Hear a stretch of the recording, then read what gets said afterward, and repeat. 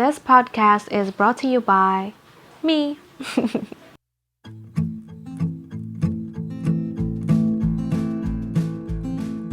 If you are introverted, then probably at least once in your life you have compared yourself to your extroverted friend and felt, why can't I be like him or her?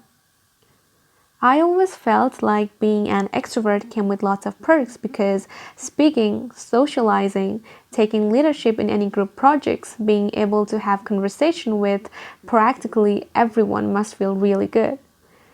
In our fast-paced world, being able to build connections and conversation with people is one of the most important skills that is required in most of the jobs. Me personally, who grew up as a really shy and quiet child who had difficulties to voluntarily raise my hand in the classroom, I always felt like there isn't much in store for me. And it was not that I was bad at what I was doing, it just felt like I didn't have that thing in me to be successful.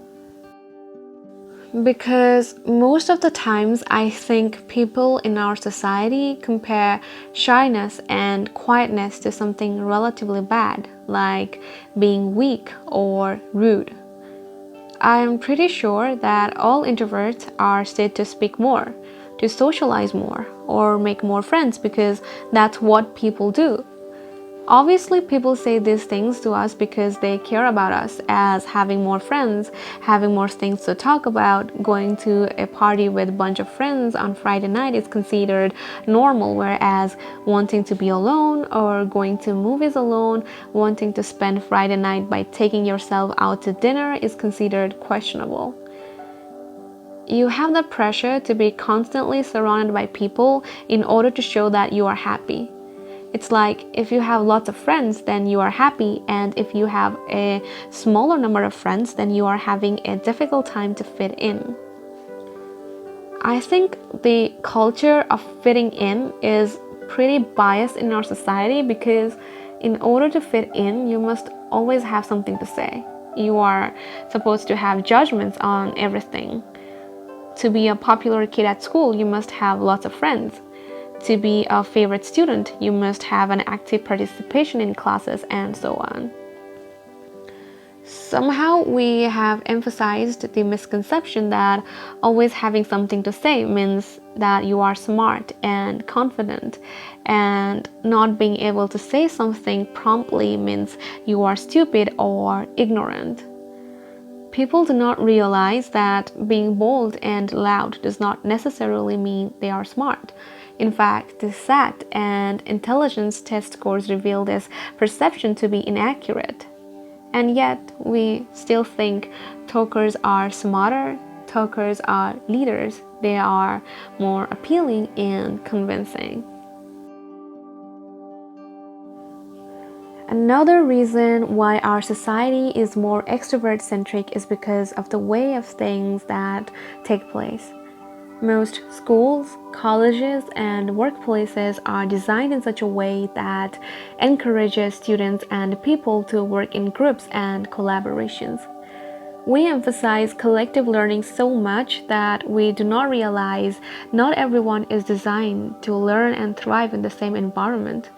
I think one of the remarks most introverted child gets is that your teacher says you are a smart child, but you are not very active in classroom. Because of this extrovert-centric society, most introverts tend to feel lost and lose confidence.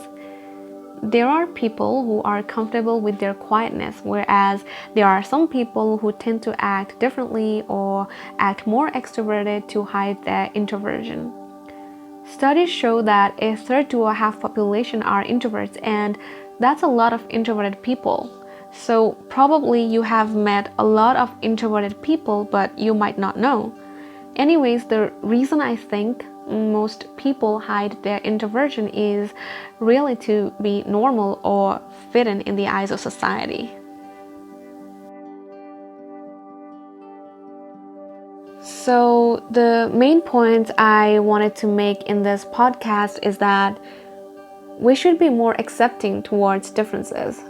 we should put aside the misconception that being quiet does not always mean a person is weak or ignorant, and being bold does not always mean a person is right. Being introverted or extroverted just means how we react to different environments and what kind of environments we are comfortable with. And that should not be the mechanism to define your abilities. If you did not know, then Mahatma Gandhi was a very shy and quiet person, but he was still able to become one of the most prominent leaders. Bill Gates is an introvert, but he managed to become one of the most richest person in this predominantly extroverted world. Abraham Lincoln, J.K. Rowling, Warren Buffett, Michael Jordan, Elon Musk, Barack Obama are introverts as well. So maybe being an introvert is not so bad at all. Maybe it's one of the most beautiful things you possess. Mahatma Gandhi once said, "In a gentle way, you can shake this world." He did, and maybe you can too.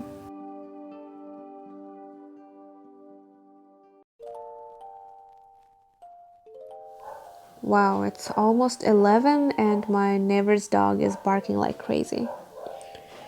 So yeah, hey guys, if you have managed to listen so far, then please don't forget to hit the subscribe button, like button, and also comment down below if you have experienced any similar things that I have mentioned in this video, or if you also want to share your own experiences, then you can also write to me in my email that I'll be mentioning in my description box. Other than that, if you have any, if you want to take any suggestions or advices or help from me about mental health, anxieties, and things you are facing, then you can write to me.